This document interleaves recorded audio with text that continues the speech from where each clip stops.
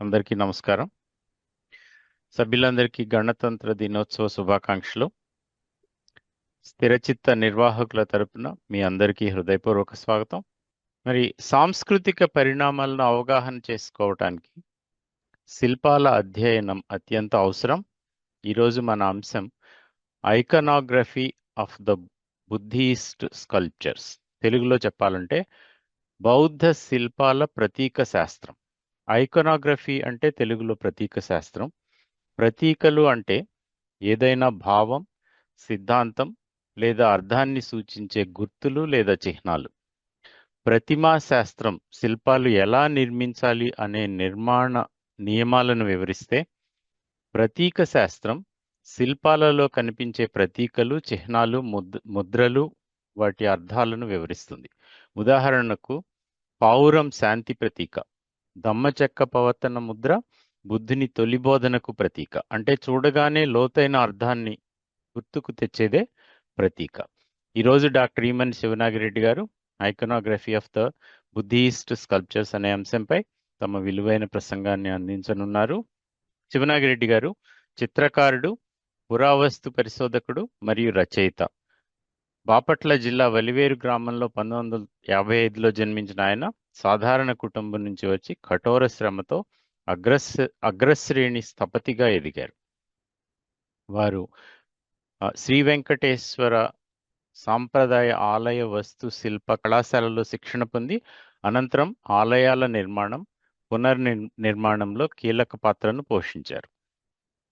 వారు శ్రీశైలం జలాశయపు ముంపు ప్రాంతంలోని 100కు పైగా పురాతన దేవాలయాలను ఓడదీసి ఎగువన పునర్నిర్మించిన ఘనత ఆయనదే.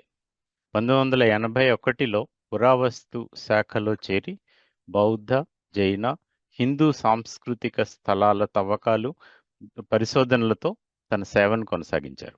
ఆయన 160 పైగా పుస్తకాలు రాసి తెలుగు చరిత్ర, శాసనాలు, ఆలయ వాస్తుశిల్పం, బౌద్ధం, తెలుగువారి వారసత్వంపై అపూర్వమైన జ్ఞానాన్ని ప్రజల్లోకి తీసుకొచ్చారు. పద్మశ్రీ వి గణపతి స్థపతిచే వాస్తు శిల్ప వాచస్పతి బిరుదు పొందిన ఆయనకు ఆంధ్రప్రదేశ్ ప్రభుత్వం కళారత్న అవార్డు లభించింది. ప్రస్తుతం భారతీయ వారసత్వ సంపద సంరక్షణకు అంకిత భావంతో పనిచేస్తున్నారు. మన చారిత్రాత్మక వారసత్వాన్ని సజీవంగా నిలుపుతున్న ప్రఖ్యాత శిల్పి, చరిత్రకారుడు, కళారత్న డాక్టర్ ఈమని శివనాగిరెడ్డి గారిని మనం ఘనంగా ఆహ్వానిద్దాం. శివనాగిరెడ్డి గారు. ముందు ఒక 5-6 నిమిషాలు నేను అందరి అనుమతితో కొంచెం దాని గురించినటువంటి ఒక చిన్న ఉపోద్ఘాతం ఇస్తాను. ఆ తర్వాత బొమ్మలు చూస్తాను. అందరికీ బుద్ధ వందనాలు, జై భీములు. ఆ తర్వాత నమో తస్స అర్హతో భగవతో సమ్మా సంబుద్ధస్స. ఇంతవరకు ప్రపంచంలో కని విరుగని అతి సులువైన తాత్వికతను మామూలు వ్యక్తి కూడా తన జీవితాన్ని బాగు చేసుకోవటానికి అందించిన మహాదార్శనికుడు, లోకోత్తరుడు, లోకవిదుడు, సుగతుడు, తథాగతుడు, సమ్మా సంబుద్ధుడు వారికి నేను మనస్ఫూర్తిగా నమస్కరిస్తున్నాను. ఎందుకు అంటే ఇందాక మనం అనుకున్నట్లుగా చక్కగా ఉన్నది ఉన్నట్లు మాత్రమే చూసి అపోహలకు, లేనిపోయిన వాటికి అవకాశం ఇచ్చి కొద్దిపాటి జీవిత కాలంలో మనకున్న అత్యంత విలువైన సమయాన్ని వ్యర్థం కాకుండా అర్థవంతంగా జీవితం గడపడానికి ఒక చక్కటి మార్గాన్ని చూపించారు తథాగతులు.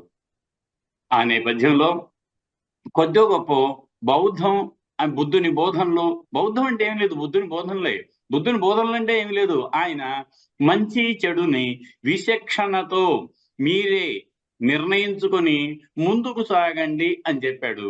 అది కదే బౌద్ధ ధర్మం అంటే ఏమిటి? ధర్మానికి ఈ రోజుల్లో రకరకాల అర్థాలు ఇస్తున్నాం మనం. ఎవరికి ఇష్టం వచ్చినట్టుగా అలా ఆ రంగులో ఆ ధర్మాన్ని చూస్తున్నాం. కానీ బుద్ధ భగవానుడు చెప్పినటువంటి ధర్మం అంటే ఏమిటో తెలుసా? ఇదిగో ఫెనామెనన్. ఈ చరాచర సృష్టి జగత్తు ఒక పక్క పుడుతూ పెరుగుతూ మళ్ళీ గిడుతూ ఉంటుంది కదా. ఆ జాతి జరా మరణం అనేది దుఃఖం. అదిగో దుఃఖం అంటే కేవలం అసంతృప్తి. అదిగో అలా అసంతృప్తులతో బతికే కంటే తెలియకుండా చాలా మందికి తెలియని అసంతృప్తికి గురవుతారు, అందులో నుంచి వాళ్ళు బయటకు రారు.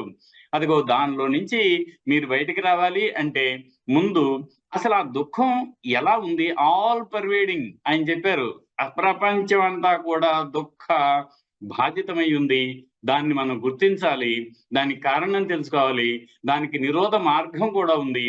అదిగో ఆ మార్గాన్ని మీరు గనక తెలుసుకొని ఆ మార్గంలో మీరు నడిస్తే మీ జీవితం సుఖవంతం, హితవంతం అవుతుంది అని చెప్పారే. ఇంతకంటే చిన్నగా మనకు తెలియని వేరే భాషలో ఏమిటేమిటో చెప్పే కంటే మనకు ఇంత సులువుగా చెప్పినటువంటి మహాదార్శనికుడు ఆ మహానుభావుడే. ఆయన్ని మహాశ్రమణుడు అని కూడా అన్నారు. ప్రతిదానికి ఒక కారణం ఉంటుంది. అలా ప్రతిదీ మరో దాని మీద ఆధారపడి ఉంటుంది. ప్రతిదీ క్షణికంగా ఉంటుంది. ప్రతిదీ అనిత్యమే, ప్రతిదీ దుఃఖమే, ప్రతిదీ అనాత్మకమే అని ఇంత సింపుల్ గా బౌద్ధ తాత్వికతను, అంటే తాత్వికతను మనకు జీవన తాత్వికతను అందించినటువంటి మరో మహనీయుడు ఇప్పటి వరకు లేడు. వస్తే ఆహ్వానిద్దాం. ఆ నేపథ్యంలో ఇవాళ మనం అనుకున్నది ఏమిటంటే బుద్ధిస్ట్ ఐకనగ్రఫీ, బౌద్ధ ప్రతిమా లక్షణం. బౌద్ధ ప్రతిమా లక్షణం, నాట్ ఓన్లీ బుద్ధ ప్రతిమా లక్షణం, బుద్ధుడు ఆయనతో పాటు ఉండేటువంటి అనుచరగణం, ఆ తర్వాత మీకు థేరవాద, మహాయాన, వజ్రయాన అనే 3 దశల్లో బౌద్ధం ఆవిర్భావం నుంచి వికసించినంత వరకు ఆ 3 దశల్లో బుద్ధుణ్ణి తొలుత చిహ్నారాధంగా కేవలం ఆయన ఉండడు, కానీ చిహ్నాలు మాత్రం ఉంటాయి. అది థేరవాదంలో. ఆ తర్వాత మహాయానంలో బుద్ధుడు మామూలు వాడు కాదు. అయ్యో, ఇంతటి మహత్తర అనుత్తర జ్ఞానాన్ని మనకు అందించాడే, ఆయన చేతిలో పెట్టుకోలేదే. అదిగో ఆయన మరి లోకోత్తరుడు కదా. లోకోత్తరుడు అంటే మామూలు మనుషులందరికంటే కూడా ఆ చాలా గొప్ప వ్యక్తి.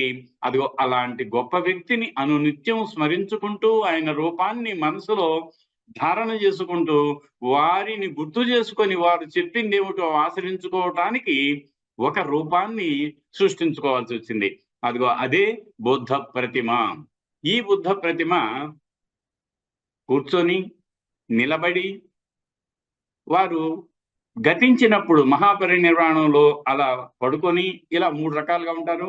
మరో రూపం కూడా మనకు అందుబాటులో ఉంది. అదేమిటంటే చారిక. ఆయన నిరంతరం నడుస్తూనే ఉంటాడు. నడిచినంతసేపు ధ్యానంలోనే ఉంటాడు. ధ్యానం చేస్తూ కూడా విపස්සనలో నిమగ్నమై ఉంటాడు. అదిగో అప్పుడు కూడా ప్రపంచ గమనాన్ని గమనిస్తూ ఎవరైతే దుఃఖానికి గురయ్యారో వాళ్ళకి వాళ్ళు అడక్కపోయినా తనంతట తానుగా వాళ్ళ దగ్గరికి వెళ్ళి ఆ దుఃఖాన్ని నివృత్తి చేయటానికి ఎదురు చూస్తూ అలా కొనసాగిస్తూ ఉండే బుద్ధ భగవానుణ్ణి అవలోకేతేశ్వరుడు అని కూడా అన్నారు. అవలోకితం అంటే పైనుంచి ఏమి జరుగుతుంది అని చూసి వాళ్ళ దగ్గరికి వెళ్ళి వాళ్ళకి మేలు హితం చేసినటువంటి మహనీయుడు. అలా థేరవాదంలో అంటే బుద్ధ భగవానుడు మహాపరినిర్వాణం తర్వాత పెద్దలంతా కూడా ఒక చోట జమై బుద్ధ భగవానుడు ఏం బోధించాడో అదే వచనాన్ని తూచా తప్పకుండా మనం మననం చేసుకుందాం, వల్లెవేద్దాం, తర్వాత తరానికి తెలియజేద్దాం. అందులో ఉన్నటువంటి గొప్ప విషయాలను జీవితానికి అన్వయం చేసుకొని ఆచరిద్దాం అని తీర్మానించారు. వాళ్ళని స్థవిరులు అన్నారు, థేరులు అన్నారు. అదిగో ఇలా అనుకున్నటువంటి ఒక వాదాన్ని థేరవాదం అన్నారు. అది ఇమీడియట్ గా బుద్ధ భగవానుడు మహాపరిణామం చెందిన తర్వాత జరిగినటువంటి విషయం. అది క్రీస్తు పూర్వం 1వ శతాబ్దం వరకు అలాగే థేరవాదం కొనసాగింది. ఆ థేరవాదంలో అనేక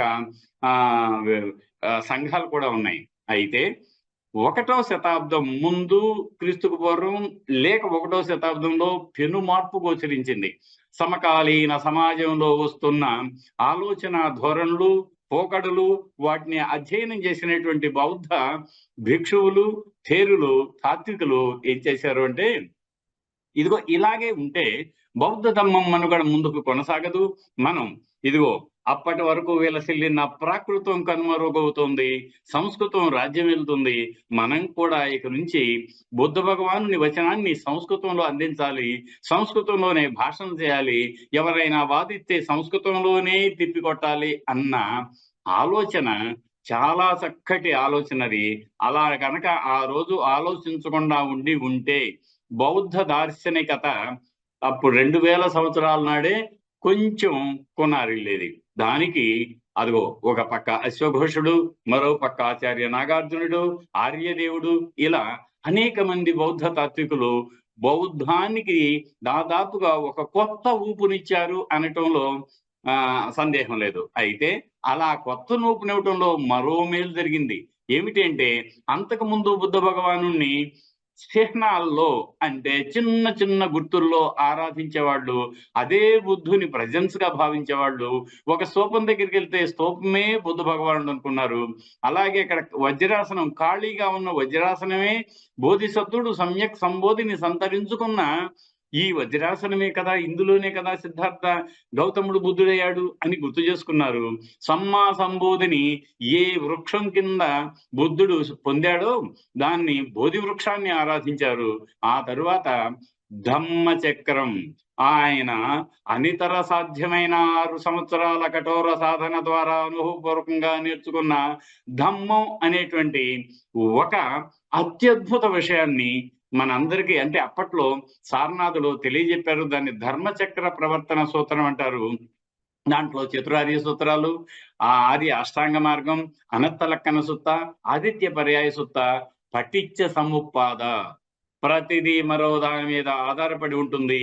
ఇంకా ఏ కొన గట్టిగా లాగకుండా మధ్యమ మార్గాన్ని మీరు ఆచరించారంటే ఇంట్లోనూ సమాజంలోనూ హాయిగా బతకొచ్చు అని మనకు ఒక చక్కటి మిడిల్ పాత్, మధ్య మార్గాన్ని, మధ్యమ ప్రతిపత్తిని అందించారే. అదిగో అలాంటి మహనీయుణ్ణి చిహ్నాలు కాదు, ఆయనకు ఒక మానవ రూపం ఇద్దాం మనం. ఆయన శాంతమూర్తి, ఆయన మామూలు మనిషి కాదు, లోకోత్తరుడు. ఆయనకి 32 మహాపురుష లక్షణాలు ఉన్నాయి. సమన్వితుడే ఉన్నాడు. ఇంకా 80 చిన్న లక్షణాలు కూడా ఉన్నాయి. వాటిని ఆసీతి అనువింజనాని అంటారు, ద్వాతించత్ మహాపురుష లక్షణాన్ని అంటారు. ఇవన్నీ ఉన్న మహనీయుడు ఒక్క అడుగు అలా ముందుకేస్తే కాలు తీయంగానే మనకు ఆ పాదముద్ర కనిపిస్తుందే, అది ఆ పాదముద్రలో 1000 ఆకులు గల ఒక చక్రం ముద్రితమై ఉంటుంది. ఆ పాదముద్రలో 8 అష్ట మంగళ చిహ్నాలు కనిపిస్తాయి. అదిగో అది మహాపురుష లక్షణం. అలాంటి మహాపురుషుణ్ణి మనం ఆరాధిస్తే తప్పే ఉంది, ఆయనకి ధూప దీప నైవేద్యాలు అందిస్తే తప్పే ఉంది అన్న ఉద్దేశంతో అర్చనా క్రమం, అంటే దాన్ని ఆరాధనా క్రమం కూడా వందన క్రమం అంటాం మనం. అంతకుముందు త్రిరత్న వందనం, బుద్ధ ధమ్మ సంఘ వందనం ఉండేది. ఆ తర్వాత పాదవందనం, బుద్ధ పాదవందనం ఉంది. ఆ తర్వాత బోధి వృక్ష ప్రాసాదం, బోధి వృక్షమే ప్రసాదం, అదే ఆలయం, దానికి కూడా వందనం చేయటం ఉంది. ఆ తరువాత ధర్మచక్ర వందనం, అది కూడా ముందుకొచ్చింది. ఆ తరువాత స్తూపం, ఏ స్తూపం అయితే మనం అనుకున్నాం బుద్ధ భగవానుడు పరమ మహాపరినిర్వాణం చెందిన తర్వాత ఆయన అడుగుతాడు, ఎవరు? ఆనందుడు, అయ్యా మీరు పరమపదించిన తర్వాత మాకు బుద్ధుని యొక్క గుర్తు ఏమిటి, ఏ రకంగా ఆరాధించాలి, అసలు ఏం చేయమంటారు మీ అంత్యేష్టిని అని అడిగినప్పుడు ఆయన చెబుతాడు, ఓ ఆనంద, మీరు ఒక స్తూపాన్ని నిర్మించండి. ఆ స్తూపం ఎలా ఉంటుంది అంటే, తన దగ్గర ఉన్నటువంటి భిక్షాపాత్రను ఇలా బోర్లించి, ఆ భిక్షాపాత్రను బోర్లించిన రూపంలోనే స్తూపం కట్టండి. ఎక్కడ కట్టాలంటే 4 రోడ్ల కూడల్లో కట్టండి. ఎవరెవరు కట్టాలంటే బుద్ధుడికి, ప్రత్యేక బుద్ధుడికి, ఆ తర్వాత మహారాజుకు, ఇలా మనం స్తూపాలు కట్టవచ్చు అని చెప్పారు ఆయన. అది మహాపరినిర్వాణ సుత్త అని ఉంది దీర్ఘనికాయంలో, దాంట్లో ఆయన చెప్పారు. అదిగో అక్కడి నుంచి స్తూపవందనం కూడా ప్రారంభమైంది. అలా ఇదిగో థేరవాదంలో కేవలం చిహ్నాలు, మహాయానంలో ఆయన మూర్తిమత్వం, ఆ తరువాత మహాయానంలోనే మరింత విస్తరించింది. బుద్ధ భగవానుడు బోధించినటువంటి ఈ ఈ దేహమంతా కూడా పంచస్కందమయం అని చెప్పాడు, ఈ ప్రపంచమంతా కూడా పంచభూతాత్మికం అని చెప్పాడు కదా, వాటికి కూడా అది కూడా శాశ్వతం కాదు, శూన్యం, అది కూడా నిర్వాణానికి ఒక సూచిక అని చెప్పి ఏమన్నారు అంటే, ఈ పంచస్కందాలను పంచజ్ఞాని బుద్ధులుగా మనం గుర్తు చేసుకొని ఆరాధించే క్రమం కూడా వచ్చింది. అదిగో అలా ఆది బుద్ధుడు, 7 మానుషి బుద్ధులు, 8వ బుద్ధుడు రాబోయే మైత్రేయనాథుడు, అంతేకాకుండా 28 మంది బుద్ధ వంశ పరంపర. ఆ తరువాత ఇంకా ఇదిగో ఈ మహాయానంలో వచ్చినటువంటి అనేక దేవతా రూపాలు మహాయానాన్ని విస్తృతం కావించింది. అందుకనే మహాయానం అన్నారు. సద్ధర్మ పుండరీకంలో మహాయానం అంటే ఏమిటో లంకావతార సూత్రంలో కూడా దాని వివరణ ఇచ్చారు. అంటే ఏమిటి అంటే, అంతకు ముందు ఉన్నటువంటి థేరవాదంలో కేవలం ఏ సాధకుడైతే తాను నిర్వాణం పొందాలనుకుంటాడో, తాను ఆ నిర్వాణం పొంది అంటే జీవన మరణ చక్రాల నుంచి బయటపడాలనుకుంటాడో, దాన్ని కేవలం ఏమంటారు అంటే వ్యక్తిగతంగా తనకు తాను నిర్వాణం పొందాలి అన్న పరిమితి ఉండేది. ఆ తరువాత అర్హంత అవటానికి ఈ మహాయానం అయ్యో ఆయన ఒక్కడికే చేసుకుంటున్నాడే, అలా కాదు. ఇదిగో లోకోత్తరుడైన బుద్ధుడు బహుజన హితాయ బహుజన సుఖాయ లోకానుకంపాయ అర్థాయ హితాయ సుఖాయ అని చెప్పాడు కదా. మరి ఆ మహనీయుడు ఒక్కరికే అనలేదు, అందరికీ చెప్పాడు. అదిగో ఇంతకు ముందున్న ఏ సాధకుడు తను ఒక్కడికే నిర్వాణం కావాలని కోరుకుంటున్నాడో, అలా కాకుండా ఇక నుంచి సాధకులు బోధి చిత్తంతో బోధి సత్తులుగా ఎదగాలి. ప్రతి బోధిసత్వుడు షట్పారమితలను సాక్షాత్కరింపజేసుకున్న తరువాత బుద్ధుడయ్యే అవకాశం ఉంది. ఎవరైనా బుద్ధుడు కావచ్చు, దానికి జాతి, లింగ, స్త్రీ భేదమే లేదు, ఎవరైనా కావచ్చు అన్నంత ఆలోచన స్వేచ్ఛనిచ్చిన ఆ మహనీయుడు బోధించిన బోధనల నేపథ్యంలో ఆ తర్వాత ఈ పంచధ్యాన బుద్ధులతో పాటు ఆ పంచధ్యాన బుద్ధుల నుంచి మరి అనేక మంది అటు స్త్రీ ఇటు మగ దేవతలు వాళ్ళ అనుచరులు పుట్టుకొచ్చారు. అవి ఎందుకు అవసరమైంది అంటే, మనం ఒక్కసారి మహాయానాన్ని విడిగా ఆ తర్వాత వజ్రయానాన్ని విడివిడిగా చదివినప్పుడు మాత్రమే మనకి అర్థమవుతుంది, తెలుసుకోవచ్చు. ఈసారి మాట్లాడుకుందాం. అది ఇలా అంతకుముందు చిహ్న రూపంలో ఆరాధించే థేరవాద బౌద్ధంలో క్రీస్తు శకం 1వ శతాబ్దం నుంచి బుద్ధ భగవానుని రూపాన్ని, పంచధ్యాన బుద్ధుల్ని, ఇంకా అనేక మంది దేవతల్ని ఆరాధించే క్రమం ప్రారంభమైంది. అదిగో అప్పటి నుంచి ఇక బౌద్ధం అనేక మందికి అభిమతమైంది. ఆ తరువాత క్రీస్తు శకం 4వ శతాబ్దంలో మరో కొత్త రూపం సంతరించుకుంది మహాయానం. ఈ మహాయానం నుంచే మరో రూపం సంతరించుకుంది. దాన్ని వజ్రయానం అన్నారు. ఏమిటి వజ్రం? వజ్రం అంటే థండర్బోల్ట్ అని, ఒక పట్టుదలకు గట్టి నిదర్శనమని. వజ్రం ఎంత గట్టిగా ఉంటుందో బోధిసత్వుడు కూడా తాను నిర్వాణాన్ని ఖచ్చితంగా పొందాలి అని గట్టి పట్టుదలతో ఆయన తన సాధనని కొనసాగించి బోధిసత్వుడుగా తాను చేయవలసిన చర్యలన్నీ చేసిన తర్వాత బుద్ధుడవుతాడు. దాన్ని ఏమన్నారు? వజ్ర సంకల్పం అన్నారు, థండర్ బోల్ట్ అంటారు. ఇప్పటికి కూడా మీరు కొన్ని శిల్పాల్లో బుద్ధుని పక్కన వజ్రపాణి ఉంటాడు. వజ్రాన్ని ధరించి, వజ్రం అంటే ఈ పంచస్కంద సహితంగా ఉండేటువంటి ఒక గుర్తు అన్నమాట అది. ఆ తర్వాత ఈ వజ్రయానంలో మరేమైంది? 4వ శతాబ్దానికి భారతదేశం అంతా కూడా అటు బ్రాహ్మణీయ వైదిక మతంలో ఈ మతాల్లో అనేకమైనటువంటి అర్చనలు వచ్చాయి, ఉత్సవాలు వచ్చాయి, దేవతామూర్తులు వచ్చాయి. దానికి మళ్ళీ రకరకాల మంత్ర తంత్ర సాధనలు వచ్చాయి. ఒక పక్క అలా ఉన్నప్పుడు మరి మనం కూడా అదే మెథడాలజీని ఎందుకు తీసుకోకూడదు అని అనుత్తర యోగ తంత్ర అంటారు దాన్ని. షార్ట్ కట్ లో నిర్వాణాన్ని పొందే ఒక విధానాన్ని ఈ తాంత్రికులు మనకి అందించారు. దాంట్లో మంత్రం ఉంటుంది, ముద్ర ఉంటుంది, దాని తర్వాత మండలం ఉంటుంది, దాన్ని సాధన ఉంటుంది. ఈ కఠోర సాధనని దాంట్లో కూడా చెయ్యాలి అంటే సాధకులు గురువుల ద్వారా శిక్షితులై ఉండాలి, ఇనిషియేట్ కావాలి. అదిగో దాన్ని మనం తంత్రయానం అన్నాం. మంత్రాలు ఉన్నాయి కాబట్టి మంత్రయానం అన్నాం. వజ్ర సంకల్పంతో సాధన కొనసాగుతుంది కాబట్టి వజ్రయానం అన్నాం. అదిగో ఆ వజ్రయానంలో అంతకు ముందు మహాయానంలో ఉన్న దేవతల సంఖ్య రెట్టింపైంది.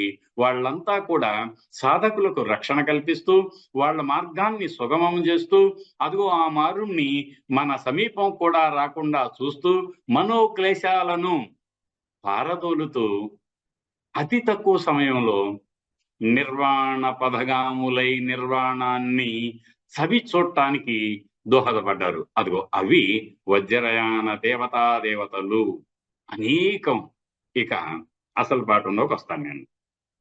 మళ్ళీ కూడా మరి ఎట్లా తెలుసుకోవాలి ఇది అసలు ఎందుకు అవసరమైంది అని అంటే, మనం ఈ బౌద్ధ తాత్విక చింతన చాలా సులువుగా అందరికీ ఉపయోగించాలి. కొంతమంది తెలియక చేయరు, ఇగ్నరెన్స్ అంటాం, అవిద్య.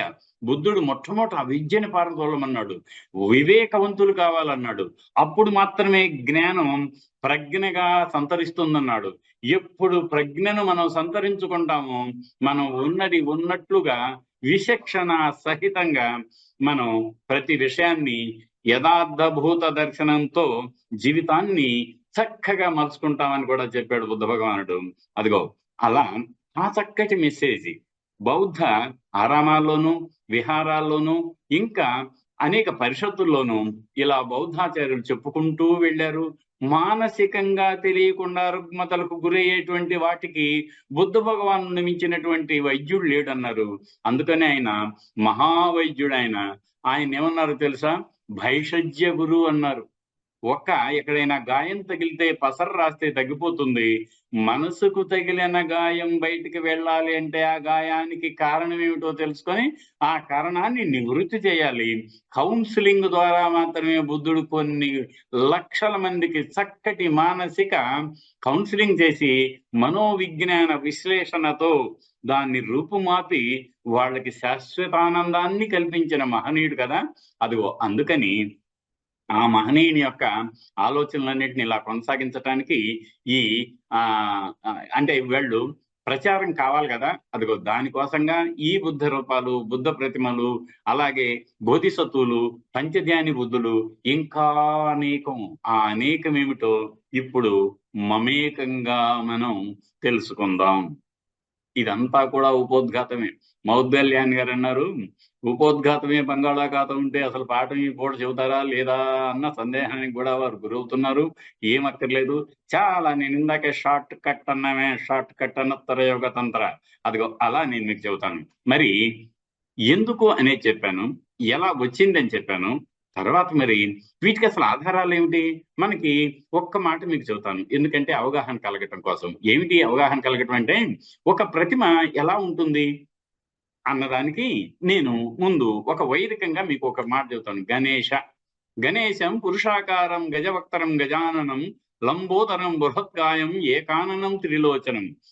అలా మీకు గణపతి అనే ఆయన ఎలా ఉంటాడో, ధ్యాన శ్లోకాలు ఎలా ఉన్నాయో, ఇందులో మహాయాన, వజ్రయాన దేవతలకు సంబంధించినటువంటి ఆ మూర్తి మత్వ లక్షణం, ప్రతిమా లక్షణం అంటేనే అవి హాయిగా సాంస్క్రిట్ లో రాసి పెట్టారు. వాటన్నిటికీ మీకు కొన్ని పుస్తకాలు ఉన్నాయి. అవి ఏమిటి అంటే, ఒకటి కాలచక్ర తంత్రం, ఆ తర్వాత సాధనమాల, అభయంకర గుప్తుని నిష్పన్న యోగావళి, ఆ తర్వాత మంజుశ్రీ మూలకల్ప, గుహ్య సమాజ తంత్ర. దీంట్లో పంచధ్యాన బుద్ధులు వారి శక్తులు ఉంటారు. నామ సంగీతి కేవలం మంజుశ్రీ గురించి ఎలా ఉంటాడు మంజుశ్రీ అనే దానికి. స్వయంభూ భూపురాణం, అది ఆది బుద్ధుని గురించి ఉంటుంది. అక్షోభ్యుని గురించి, పంచధ్యాన బుద్ధులు అక్షోభ్యుడు ఒకటి కదా. అద్వయ వజ్ర సంగ్రహం ఉంది. అష్టాసాహస్రక ప్రజ్ఞ పారమిత ఉంది. వజ్ర సత్తుల గురించి అది తెలియజేస్తోంది. సువార్త శుభా ప్రభావ సూత్రం, అవలోకితేశ్వర సూత్రం ఒకటి ఉంది. సుఖావతి వ్యూహం ఉంది, దాన్ని అమితాయుష్రోత్రం అని కూడా అంటారు. కారండ వ్యూహం ఉంది, గుణకారండ వ్యూహం ఉంది, అవతంసక సూత్రం ఉంది. ఆ తర్వాత అమృతానందని ధర్మకోశ సంగ్రహం ఉంది, దాన్ని సుఖావతి లోకేశ్వరం అంటారు. పద్మవజ్రుని గుహ్య సిద్ధి ఉంది. ఇంద్రభూతి రాసినటువంటి జ్ఞానసిద్ధి ఉంది.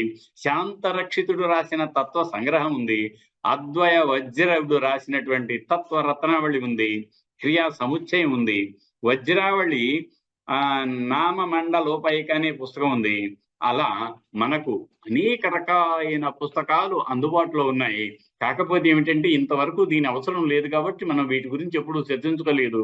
ఇక మీరు హాయిగా నెట్లో పీడిఎఫ్లు బొచ్చడు దొరుకుతాయి. బుద్ధిస్ట్ ఐకనోగ్రఫీ బై భట్టాచార్య, అద్భుతమైన బుక్ ఉందన్నమాట. ఆ తర్వాత Vajrayana Buddhist centres in south India అని మా డాక్టర్ బి సుబ్రహ్మణ్యం గారు, మా పురావస్తు శాఖలో ఉన్నారు. ఆ మహనీయుడు మనకు విశాఖపట్నం దగ్గర ఎన్నో తవ్వకాలు చేశారు. ఆయన రాసిన పుస్తకం ఉంది. చాలా పుస్తకాలు ఉన్నాయి. ఇది నేను ఎందుకు చెప్పాను అంటే, ఎవరైనా అభిలాష కలిగిన వారు విషయాన్ని మరింత లోతుగా తెలుసుకోవడానికి అవకాశం దొరుకుతుంది. ఇక ఈనాటి స్థిర చిత్త కార్యక్రమంలో భాగమైన నా ప్రసంగాన్ని ప్రారంభించబోతున్నాను. అదిగో ఆ పక్కన 9 అడుగుల 3 అంగుళాల ఎత్తున్న 32 మహాపురుష లక్షణ సమన్వితుడై 80 అనువ్యంజనాలతో వెలుగొందుతున్న స్థానక బుద్ధమూర్తిని ఒక్కసారి మనం దర్శించుకుందాం. ఈ బుద్ధమూర్తిని హ్యుయన్ సాంగ్ సందర్శించాడు. ఈ బుద్ధమూర్తిని హిజ్ హోలీనెస్ ది దలైలామా 4 సార్లు సందర్శించాడు. ఈ బుద్ధమూర్తిని ప్రపంచ నలుమూలల నుంచే బౌద్ధ అభిలాషులు, అనుయాయులు అనేక వందల వేల సార్లు చూశారు. ఇదిగో ఇక్కడి నుంచి ప్రసంగాన్ని ప్రారంభించుకుందాం. ఇక బుద్ధ ప్రతిమా లక్షణానికి చెప్పే ముందు మీ అందరికీ తెలుసు, కేవలం బౌద్ధం వల్లే భారతదేశంలో కళ ప్రారంభమైంది. ఆ కళ కూడా అశోకుని స్తంభాలు ఉంటాయే, ఆ స్తంభాలపై ఉన్నటువంటి గుర్తుళ్ళు. ఒకటి వృషభం, బుద్ధుణ్ణి శాక్య వృషభ అన్నారు. 2 సింహం, బుద్ధుణ్ణి శాక్య సింహుడు అన్నారు. 3వది మీకు ఏనుగు, గజోత్తముడు అన్నారు. 4 సింహం, శాక్య సింహం అన్నాం కదా, అదిగో ఆ 4 సింహాలు నలుదిక్కుల శాక్య సింహుని బుద్ధుని బోధనలే వెలుగులై విరజిమ్ముతాయి, చీకట్లను పారదొలుతాయి, లైట్ ఆఫ్ ఏషియా అని అన్నారే. అదిగో ఆ గుర్తులతో ప్రారంభమైంది భారతీయ కళా చరిత్ర. చూశారు కదా. ఇక నేను ఇవన్నీ చెప్పాలంటే చాలా సమయం తీసుకుంటుంది. అందుకని ఇక మనం ఇంతకు ముందు అనుకున్నట్టుగా సిద్ధార్థ గౌతముని జీవిత విశేషాలను చిన్న చిన్న గుర్తులుగా అలా ప్రారంభించింది. మొట్టమొదట శృంగరాజులు నిర్మించిన బార్హుత్ స్తూపంలో. మీరు ఇండియన్ మ్యూజియం కోల్కతా వెళ్ళినప్పుడు హాయిగా దయచేసి ఏదో అలా పోయి విజిలింగ్గానే బయటకు వచ్చే టూర్లోకి వెళ్లకుండా ఒక్క రోజన్నా అక్కడ గడపండి. ఇదిగో చూసారా, ఆమె పైనుంచి దీపంకర బుద్ధుడు మళ్ళీ సిద్ధార్థుడిగా మానుషుడి బుద్ధుడిగా జన్మించడానికి తెల్ల ఏనుగు రూపంలో మాయాదేవి గర్భంలో ప్రవేశిస్తున్న చిహ్న రూపం. అక్కడ సిద్ధార్థుడు లేడు, బుద్ధుడు లేడు, దీపంకరుడు లేడు, మాయాదేవి ఉంది.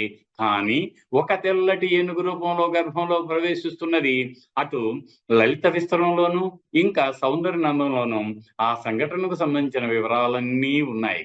మళ్ళీ దాని కింద చూడండి, ఒక 2 నిచ్చెనలు ఉన్నాయి. ఒక నిచ్చెన కింద నుంచి ఆయన బుద్ధ భగవానుడు మాయాదేవి మరణించి తుషిత స్వర్గంలో ఉన్నప్పుడు అక్కడ త్రిపిటకాల్లో 3వదైనటువంటి వినయ పిటక, సుత్త పిటక, అభిధమ్మ పిటకాన్ని తన తండ్రికి బోధించి మళ్ళీ కిందకి దిగొచ్చాడు. దాన్ని మనం descent of the Buddha from Tushita heaven అంటాం. అక్కడ బుద్ధుడు లేడు, కానీ బుద్ధుని పాదాలు ఉన్నాయి. ఆయన దిగొచ్చినట్టుగా నిచ్చెనుంది. ఎంత చక్కటి శహన రూపంలో ఉంది. ఆ కింద చూసారా, ఎంతో మంది అయ్యో సంకీసలో బుద్ధ భగవానుడు పైనుంచి దిగి వచ్చి ఆయన చూపించినటువంటి ఆ ప్రాతిహార్యాలకు గుర్తులుగా వాళ్ళు చూశారు. మరి ఇటు పక్కన స్తూపం, బుద్ధ భగవానుడు పరమపదించిన తర్వాత ఆయనకు సంబంధించిన పరమ పవిత్ర ధాతు అవశేషాలను నిక్షిప్తం చేసి నిర్మించిన స్తూపం కూడా వందనీయం, ఆరాధనీయం. అదిగో ఇలా ముందైంది. ఆ తరువాత భారతీయ తొలి శిల్పకళ 3 విభాగాలుగా అటు గాంధార స్కూల్లోను, ఇటు మధురలోను, అమరావతిలోను వెలిసిల్లింది. గాంధారలో మనకు తెలుసు, అది అటు బయట దేశాల నుంచి గాంధార ప్రాంతంలో ఒక పక్క గ్రీకులు, మరో పక్క ఇటాలియన్స్, వాళ్ళంతా కలిపి అదే కళా సంప్రదాయాలతో తొలిసారి బుద్ధునికి రూపం ఇచ్చినట్లుగా అతను ఒక గ్రీక్ హీరోలాగా ఉంటాడు. అతను బుద్ధ భగవానుడు ఒక ఇటలీకి సంబంధించిన రోమన్ చక్రవర్తి లాగా ఉంటాడు. చూసారా, బోధిసత్వుడికి ఎన్ని అలంకారాలు, చక్కటి మీసాలు, ఆ తర్వాత నెత్తి మీద ఆయనకు ఒక సెగ, ఒళ్ళంతా ఆభరణాలు. ఇక్కడ కూడా ఎలా ఉంది, ఉష్ణేషాన్ని వాళ్ళ రీతిలో చూపించారు.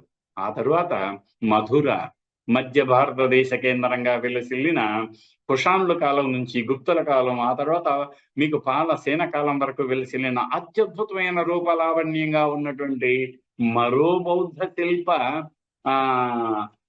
విషయం మధుర స్కూల్లో ఉంది. ఆ తర్వాత ఇక మనం ఎవరికి తీసిపోం అన్నట్లుగా తెలుగు 2 రాష్ట్రాల్లోనూ విలసిల్లిన అత్యద్భుత, the most dynamic art, the most plastic art, the never before expression of art in not only 2D but 3D, even in 4D varieties of postures లో ఇంత గతి చలన కళా సంప్రదాయాన్ని పునికి పుచ్చుకొని బుద్ధ భగవానుని బోధనలను అనేక రూపాలుగా కళా సంప్రదాయం ద్వారా తెలియజేసినటువంటి అమరావతి శిల్పకళ, దీపాల దిన్నె, ధాన్య కటకం, అమరావతి అక్కడే కాదు పరిసరాల్లో కూడా మనం చూస్తాం. ఆ తర్వాత ఇక చిహ్న రూపం అని ఇందాక అనుకున్నాం కదా, ఇదిగో త్రిరత్న బంధం, బుద్ధ ధమ్మ సంఘ. ఆ తర్వాత చూసారా, అప్పుడు చిహ్న రూపం, బుద్ధునికి రూపం లేదనుకున్నాం కదా, అదిగో మహాభినిష్కరణం చేస్తున్నాడు కపిలవస్తు, రాజప్రాసాదం నుంచి సిద్ధార్థుడు బయటకు వెళ్తున్నాడు, గుర్రం కనిపిస్తుంది కానీ సిద్ధార్థుడు లేడు. అదిగో అది తీవ్రవాద సంప్రదాయం. ఇక్కడ రెండో దాంట్లో ఇది ఫణిగిరిలో నుంచి బయటకు వచ్చినటువంటి సిద్ధార్థుడు ఎప్పుడైతే మహాభినిష్కరణం చేసి బయటికి వెళ్ళిన తర్వాత ఆయన నాకు ఈ శిఖ ఎందుకు, నాకు ఈ అలంకారాలు ఎందుకు అని తొలగించుకున్నప్పుడు ఆ శిఖను కత్తిరించుకొని అలా బయట పారేసాడో లేదో, కింద పడే లోపు దేవతలంతా వచ్చి దాన్ని బంగారు పెనంలో సేకరించుకొని స్వర్గానికి కొనిపోతున్న దృశ్యం. కానీ సిద్ధార్థుని శిఖ ఉంది కానీ సిద్ధార్థుడు లేడు. ఈ పక్క ఆయన అద్భుతంగా నేర్చుకున్న అనుత్తర ధర్మాన్ని ధర్మచక్ర రూపంలో చూపిస్తున్నాం మనం. అదే బుద్ధుని ధర్మం. బుద్ధుడు లేడు ఇక్కడ, కానీ బుద్ధుని ధర్మం ఉంది చక్ర రూపంలో. అది శహ్నారాధం.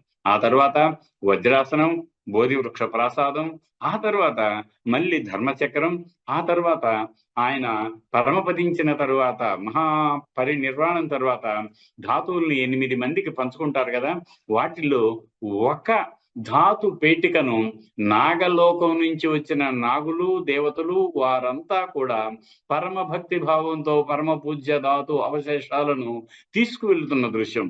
అబ్బా, ఎంత అద్భుతంగా ఉందా శిల్పం.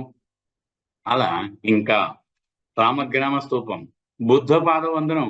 ఇందాక నేను చెప్పినట్టుగా మహనీయుని మహాపురుషుని పాదాలు వందనీయాలు. చూసారా, కింద ఒక చిన్నది, అంటే మహిళామణులంతా కూడా ఇప్పుడు యుద్ధం వద్దు, బౌద్ధం ముద్దు, మా ఆయన కలకాలం జీవిస్తాడు అని ప్రతి యువతి ప్రతి స్త్రీ ఆ రోజుల్లో బౌద్ధాన్ని హాయిగా ఆహ్వానించిన రోజుల్లో, అయ్యో అదిగో అంతటి మహనీయుడైన బుద్ధుని పాదాలను నమస్కరిస్తున్నామని ఎంత అద్భుతమైనటువంటి పోచరది. సి శివరామూర్తి గారు అనే గొప్ప కళా విమర్శకుడు అన్నాడు, ఎన్నో చోట్ల వందనానికి సంబంధించినటువంటి శిల్పాలు ఉన్నాయి, కానీ ఇదిగో ఈ ధాన్య కటక మహాస్తూపంలో ఒక శిలాఫలకంపై చెక్కిన బుద్ధపాద వందన దృశ్యం అనితర సాధ్యం అన్నాడు. అది నిజమే. ఆ తర్వాత ఇక ఎస్ మహాయానంలో ఇంతకు ముందు అనుకున్నాం, నో, అలాంటి లోకోత్తరుణ్ణి మనం దర్శించుకోవాలి. ఆయన కూడా నిజంగా మాయాదేవి శుద్ధోదనుడికి జన్మించాడు.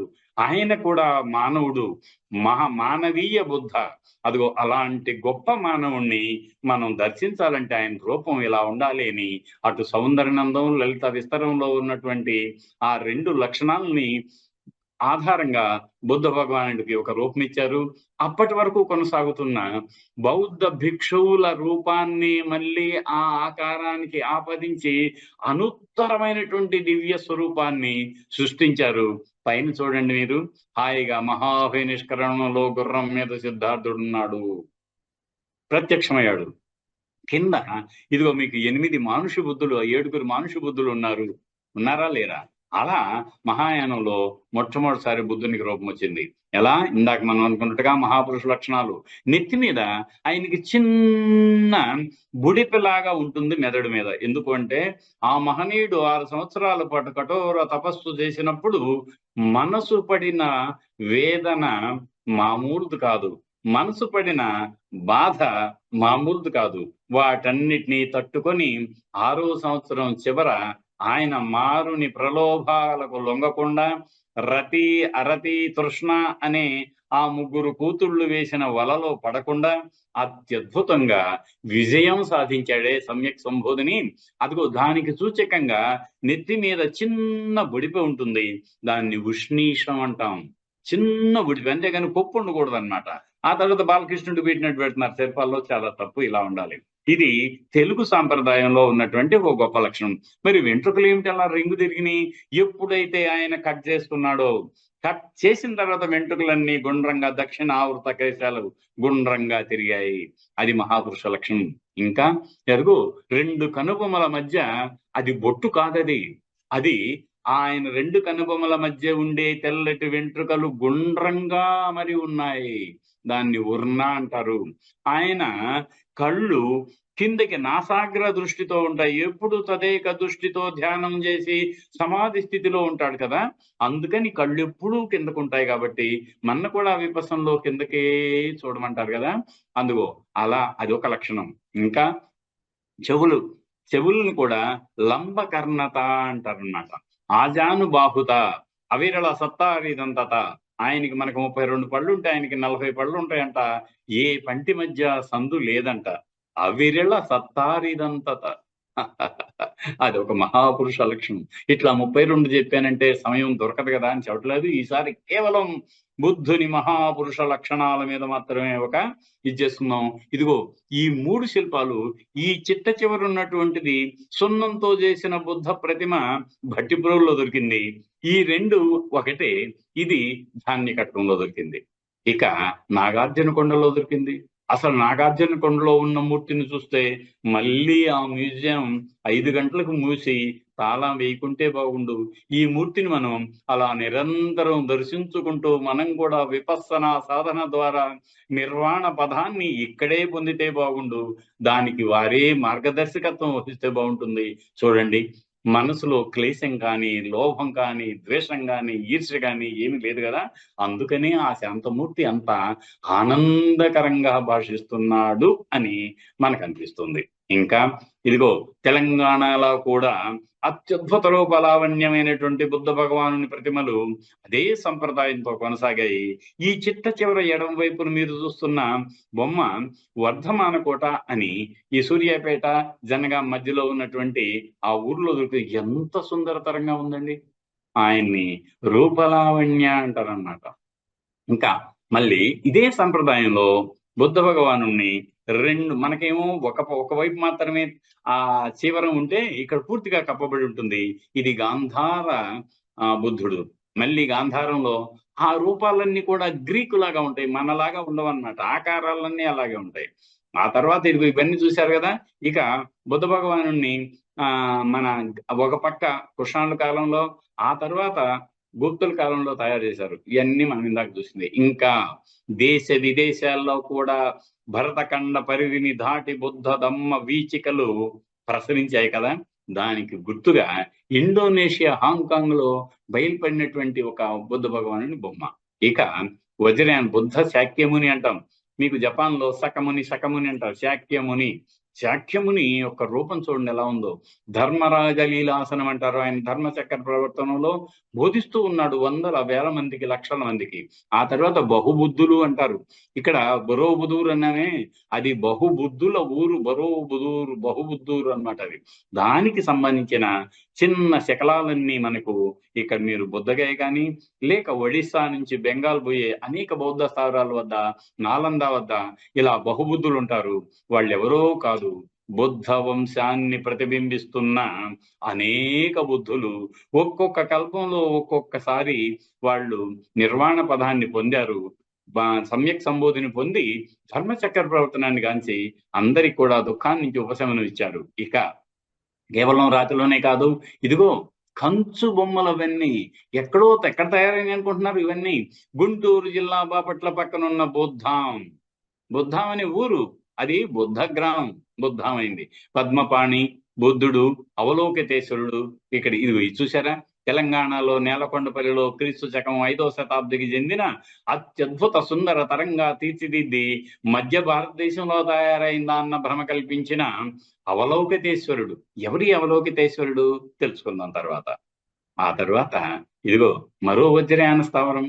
ఇది కూడా థేరవాద, మహాయాన, వజ్రయాన 3 దశలను సవిసూచిన అత్యద్భుత బౌద్ధారామం, సంఘారామం. అదే శంకారమైంది. అనకాపల్లి పక్కనే ఉందన్నమాట. ఎంతో హాయిగా ఉంటుంది. మీరు కూడా దర్శించండి. చూశారు కదా, పైన బుద్ధ భగవానుడు భూమి స్పర్శ ముద్రలో ఉన్నాడు. దాన్ని అక్షోభ్య అంటాం మనం. ఆ తరువాత ఇక్కడే జరిపిన త్రవ్వకాల్లో కొన్ని వందల ఈ ధారణీలు దొరికినాయి. ధారణి అంటే అది ఒక మంత్రం. ఆ మంత్రం మనం ప్రాక్టీస్ చేసి ఆయన వల్లె వేస్తూ వేస్తూ వేస్తూ బుద్ధుల్లో ఏకాగ్రతను సాధించి నిర్వాణ పరికామి కావటానికి ఇది ఒక చిన్నది స్తూపం. స్తూపంలో బుద్ధ భగవానుడి కింద హేతమ్మ ప్రభవ హేతు అనే ఒక చక్కటి క్రీడ్ ఫార్ములా అంటారు దాన్ని. ఎవరైతే కార్యకారణ సంబంధాన్ని తెలియజెప్పి దుఃఖ నివృత్తికి ఒక మార్గాన్ని సూచించాడో అతడు ఒక మహాశమనుడు అని తెలియజెప్పేటువంటి హే ధమ్మ ప్రభవ హేతు తేషాం యో అని వస్తుంది కదా, అదంతా ఉంటుంది అన్నమాట. అలా కొన్ని వందలు దొరికాయి. ఇక అయితే ఇంతకు ముందు మనం అనుకున్నాం ధ్యాని బుద్ధులు. ఎవరి ధ్యాన బుద్ధులు? పంచస్కందాలు. మనం ఇందాక అనుకున్నాం కదా, ఈ పంచస్కందాల రూపాలే ఈ పంచ ధ్యాన బుద్ధులు. వాళ్ళు ఎవరు అంటే 5 ఉన్నారు. ఆ 5 ఎవరంటే అమితాభ, అక్షోభ్య, వైరోచన, అమోఘ సిద్ధి, రత్న సంభవ. వీళ్ళ గురించి చెప్పాలంటే కూడా చాలా సమయం ఉంటుంది. ఇదిగో ఈ పంచధ్యాని బుద్ధుల గురించి మళ్ళీ వీళ్లలో నుంచి పుట్టుకొచ్చిన అనేక దేవతలు ఉన్నారు, వందలు. అది కూడా మనం తర్వాత చర్చించుకుంటాం. ఆ తరువాత చూడండి, మళ్ళీ అష్టజ్ఞాన బుద్ధులు 5 కాదు, 8 మంది అయ్యారు వీళ్ళు. అలా పేర్కొంటూ పోయారు. ఎవరు 8 మంది? ఎవరు చేశారు ఈ శిల్పం అంటే యజ్ఞదత్తుని కుమార్తె హేరుక అనే ఆవిడ చెక్కించింది 10వ శతాబ్దంలో. ఇది పాలరాజుల సందర్భం అన్నమాట. అష్టమహాబోధిసత్వులు అంటారు. ఇది నిష్పన్న యోగావళిలో వీరి గురించిన వివరాలు ఉన్నాయి. అవలోకితేశ్వర, ఆకాశ గర్భ, వజ్రపాణి, మంజుఘోష, మంజుశ్రీ, సామంతభద్ర, విష్కంభి, క్షితిగర్భ, చిట్ట చివరగా మైత్రేయనాథుడు. 8 మందితో ఉన్నటువంటి అష్ట మహాధ్యాన బుద్ధుల శిల్పం మన అమరావతిలో కూడా ఉంది. నెక్స్ట్ ఇక మైత్రేయుడు అంటే 7 మానుష బుద్ధులు అనుకున్నాం కదా మనం. ఆ 7 మానుష బుద్ధుల్లో సిద్ధార్థ గౌతముడు 7వ వాడైతే బుద్ధుడైన. ఆ తర్వాత ఇంకా ఫ్యూచర్ బుద్ధ, రాబోయే బుద్ధుడు ఉన్నాడు. ఆయన్ని మైత్రేయనాథుడు అంటాం. ఆయన అదో అలా ఓ ఆసనంలో కూర్చొని ఉంటాడు. లీలాసనం అంటాం, లేక సుఖాసనం అంటాం. చక్కటి కిరీటాన్ని ధరిస్తాడు. సకల ఆభరణాలు ఉంటాయి. ఒక చేత్తో అభయం ఇస్తున్నాడు, ఇంకొక చేత్తో పద్మాన్ని ధరించి ఉన్నాడు. ఆయన్ని మనం ఏమన్నాం? మైత్రేయనాథుడు అన్నాం. ఇక్కడ మళ్ళీ వజ్రసతుడు. ఎవరి వజ్రసతుడు? వజ్రమనే దృఢ సంకల్పమే శక్తివంతంగా మన ఆలోచనలను నిర్వాణం వైపు మళ్లించాలి అన్నటువంటి ఒక సూచన చేసే దేవతా రూపం ఇది కూడా మనకి వజ్రయాన. ఆయన చేతిలో వజ్రం చూడండి, వజ్ర సంకల్పం. అది చూసన్న మనం అనుకున్న కోరిక. కొంతమంది పట్టరాదు పట్టిన పట్టు విడువరాదు, పట్టిన పట్టు విడుచుట కంటే పడి సచ్చుట మేలు అని వేమన చెప్పాడు కదా. ఆ వేమనకి స్ఫూర్తి కూడా సిద్ధార్థ గౌతముడే. అదిగో అలా ఈ వజ్రాన్ని చూసి వజ్ర సంకల్పాన్ని గుర్తు చేసుకుంటాం. మన ప్రయత్నాన్ని మధ్యలో మానకుండా విజయం సాధించే వరకు కొనసాగిస్తాం అన్నంత గుర్తు. ఆయన కింద ఏనుగులు ఆయన వాహనాలు, ఆయన కూర్చున్నది సింహాసనం, వెనుక చక్కటి ప్రభామండలం ఉంది, మకర తోరణం ఉంది. మళ్ళీ అటు ఇటు కూడా 2 సింహాలు ఉన్నాయి. ఆ సింహాలు బుద్ధ భగవానుని వచనాన్ని ప్రవశించేటప్పుడు ఎలా అయితే సింహనాదం అంటామో, అదిగో ఆ సింహాలు సింహనాదాన్ని సూచిస్తున్నాయి. ఇది వజ్రపాణి. సేమ్ అదే రకంగా వజ్రసతుడు, వజ్రపాణి దాదాపుగా ఒకే రకంగా ఉంటారు. పైన మళ్ళీ 2 బుద్ధులు ఉంటారు. ఆయనకి స్తూపం కూడా ఉంది, ఒక రూపం ఉంది. చూసారా ఎలా ఉందో? ఇవన్నీ ఏమైందంటే మనకు అందుబాటులో లేవు. ఇక్కడ కొన్ని మాత్రం దొరికాయి. ధాన్య కటకంలో, శాలిహొండంలో దొరికాయి. ఆ తర్వాత ఇంకా కొన్ని అక్కడక్కడ మన రామతీర్థంలో దొరికాయి అన్నమాట. ఇక ఇది చూడండి, అవలోకితేశ్వరుడు. ఎవరి అవలోకితేశ్వరుడు? అవలోకితేశ్వరుడు అంటే ఆయన ఒక గొప్ప వ్యక్తి, spiritual son of Amitabha and his shakti Pandara అంటారు. అమితాభ అని ఆయన ఇందాక మనం చెప్పుకున్న పంచధ్యాన బుద్ధుల్లో ఒకడు కదా, ఆయన కుమారుడు అంటే ఆయన ఏం చేస్తూ ఉంటాడు? ఇప్పుడు పైనుంచి ఈయనకి 1000 కళ్ళుంటాయి, 1000 చేతులుంటాయి. 1000 కళ్ళతో ప్రపంచ నలుమూలల ఎవరు దుఃఖ బాధితులయ్యారో వాళ్ళని గమనిస్తూ ఉంటాడు. ఆ 1000 చేతులతో వాళ్ళందరికీ తానే స్వచ్ఛందంగా సహకరిస్తూ ఉంటాడు. ఆయన్ని మనం అవలోకితేశ్వరుడు అనుకున్నాం. ఇదిగో ఇది బ్రిటిష్ మ్యూజియంలో ఉన్న ఈ అవలోకితేశ్వర శిల్పం అమరావతిలో దొరికింది. ఆయన మూర్తిమత్వం ఎలా ఉందో చూడండి. నెక్స్ట్ ఒక్క నిమిషం. ఆ తర్వాత మళ్ళీ మనకు ఉన్నటువంటి ఇంకొకటి అవలోకితేశ్వరుడు ఫ్రమ్ కుర్కిహార్ అని బీహార్లో దొరికింది అనమాట. ఇది తర్వాత పాలా పీరియడ్ లో దొరికింది. దాంట్లో మనకేమైందంటే త్రినయన అవలోకితేశ్వర, ఈయనకి 3 కళ్ళు ఉంటాయి. లలితాసనంలో ఉన్నాడు ఆయన. ఒక చేతిలోనేమో తలపై కిరీటం ఉంది, ఒక చేతిలో కిరీటంలో మళ్ళీ ఒక ధ్యాని బుద్ధ ఉంటాడు. ఎడమ చేతిలో పద్మం ఉంది, కుడి చేతిలో వరద ముద్ర ఉంది, పై కుడి చేయి అక్షమాల ఉంది, మళ్ళీ పై ఎడమ చేయిలో పుస్తకం ఉంది, అది ప్రజ్ఞాపారమిత. దాని తర్వాత యజ్ఞోపేతం ఉంది, ఆభరణాలు ఉన్నాయి, తలాపై జటాముఖం పైన అమితాభ బుద్ధుని ప్రతిమ ఉంది. ఇలా మనకు కొత్తగా ఉంటుంది, ఈరోజు మొట్టమొదటిసారి వింటున్నాం కాబట్టి. కానీ అనేక నాలంద, ఓదంతపురి, విక్రమశీల, ఇలాంటి వాటిల్లో తక్షశీల, ఇలాంటి వాటిల్లో మనకు ఈ విగ్రహాలు అనేకం కనిపిస్తాయి. Crowned Buddha with life events. ఎందుకు? అది సిద్ధార్థ గౌతముడు అన్ని వదిలేస్తే ఆయన నెత్తి మీద మళ్ళీ మీరు కిరీటం ఎందుకు పెట్టారు? మనం పెట్టలేదు, ఆయన కోరుకోలేదు. కానీ ఒక తాత్వికుడు ఏం చెప్పాడు అంటే, ఆయన మామూలు రాజు కాదు, సామ్రాట్. ఎలాంటి సామ్రాట్? ధర్మ సామ్రాట్, ధర్మరాజు. మరి మనం ధర్మరాజు ఉంటున్నాం కదా, అదిగో ఆయనకి ధర్మ కిరీటం కూడా కావాలి కదా అని పెట్టారు. ఆ పక్కన మీరు చూస్తే అటు ఇటు సిద్ధార్థ గౌతముని బుద్ధుడై ఆ బుద్ధుని జీవితంలో ఉన్నటువంటి ప్రధాన ఘట్టాలన్నీ కూడా దీని మీద చెక్కడం జరిగింది. ఇంకా కసర్పణ. ఎవరి కసర్పణుడు అంటే గమ్మత్తు, బోధిసత్వ అవలోకితేశ్వరుని అవతారం అంట. అవలోకితేశ్వరుడు ఉన్నాడు కదా, ఆయనకు మరో అవతారం ఏంటంటే కసర్పణ. అనేక రకాలైన పేర్లు ఉంటాయి. ఆయన ఆసీనంగా స్థానకంగా నిలబడి కూడా ఉంటాడు, 3 కళ్ళు ఉంటాయి. ఆ తర్వాత అక్షమాల, తర్వాత పద్మాన్ని ధరించి ఉంటాడు. ఆయనకు ఒక చిన్న శ్లోకం నేను మీకు చెబుతాను, ఎందుకంటే అన్నిటికీ చెప్పను, ఊరికి మచ్చుకి. ఈయన రూపం ఎలా ఉంటుంది అని ఎలా తెలుసుకోవాలి? అసలు ఒక డ్రాయింగ్ ఎలా వేస్తాడు శిల్పి ఎలా చెప్తాడు? ఆయనకి ఏదైనా బేస్ కావాలి కదా అంటే, సాధనమాలలో దక్షిణే స్థిత పుణివేశం త్రిశూలం శ్వేతం వామే నానా సుగంధి కుసుమ పరిపూరిత పద్మభాజనం వామహస్తాత్ ఉత్పలం అంటే ఉత్పల పద్మోపరిజలత్ ఖడ్గం. ఇంకా ఖడ్గం కూడా ఉంటుందంట ఆయనకి. అలా ఒక్కొక్క రూపం మనకి అందిస్తూ ఉంటారన్నమాట. నెక్స్ట్ సింహనాద అవలోకితేశ్వర. మనం ఇందాక అనుకున్నాం కదా, శ్రీమాలి సింహనాద సుత్త అని బుద్ధుని ఉంది, సింహనాద సుత్త బుద్ధుని ఉంది, చుల్ల సింహనాద సుత్త ఉంది, మహా సింహనాద సుత్త ఉంది. మనం ఇప్పుడన్నా కనుక సూత్రాల లోపలికి వెళ్తే సింహనాదం అంటే ఏమిటి? మిగతా వాళ్ళంతా మాట్లాడితే మామూలు భాషణంగా ఉంటుందేమో, కానీ బుద్ధ భగవానుడు తాను బోధించేటప్పుడు ధమ్మాన్ని ఆయన చెప్పేటప్పుడు సింహనాదం లాగా ఉంటుందంట. అడవికి రాజు ఎవరు? సింహం. అడవిలో సింహం అని ఒకసారి అంది అంటే అన్ని జంతువులు ఇంక్లూడింగ్ ఏనుగు కూడా భయపడుతుంది. అదిగో అలా మిగతా తాత్వికులంతా కూడా ఎవరూ చేయలేనటువంటి ఒక నాదం సింహనాదం. అదిగో ఆ సింహనాదం ఒక రూపాన్ని అవలోకితేశ్వరుడే మరో రూపంలో సింహనాద అవలోకితేశ్వరుడుగా బుద్ధ భగవానుని వచనాన్ని నలుగురికి తెలియజేస్తాడు.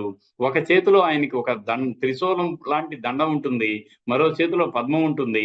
ఆయన సింహం పైన ఉత్కుటికాసనంలో కూర్చొని ఉంటాడు. దయచేసి ఇది కూడా సింహనాదమే. ఇక సుగతి సందర్శన లోకేశ్వర. ఏమిటి సుగతి? సుగతుడు అని కదా బుద్ధుడికి. తథాగతుడు అలా వచ్చాడు, తథాగతుడు అలా వెళ్ళాడు. సుగతుడు ఆయన మామూలుగా బతకలేదు, అత్యంత వందనీయంగా గడిపి సుగతుడు అలా వెళ్ళాడు, మంచిగా వెళ్ళాడు అని అనుకుంటాం కదా మనం. అదిగో అలాంటి సుగతి సందర్శన లోకేశ్వర. అదిగో ఆ బుద్ధ భగవాను, అలాంటి బుద్ధ భగవానుని మరో రూపమే సుగతి సందర్శన లోకేశ్వర. ఇది కూడా అమరావతిలో దొరికింది. దీని వెనుక చాలా తాత్విక ధోరణి ఉంది, అది మనం ప్రస్తుతం చెప్పుకోవటానికి కుదరదు. మళ్ళీ ఇంకొక స్వగతి సందేశ్వరి ఈయన కూర్చున్నది ఇది బీహార్లో. అంటే ఇవన్నీ ఎంత ప్రాచుర్యానికి పొందినయో మీరు చూడండి. మనం మొట్టమొదటిసారి వాళ్ళు చర్చించుకుంటున్నాం. ఇక ముందు ఇందులో కొంతమంది అయినా కనీసం ఈ సబ్జెక్ట్ పట్ల ఆసక్తి చూపిస్తారని అనుకుందాం. మళ్ళీ మరో స్వగతి సందర్శన లోకేశ్వరుడు చూసారా ఎంత బాగుందో విగ్రహం.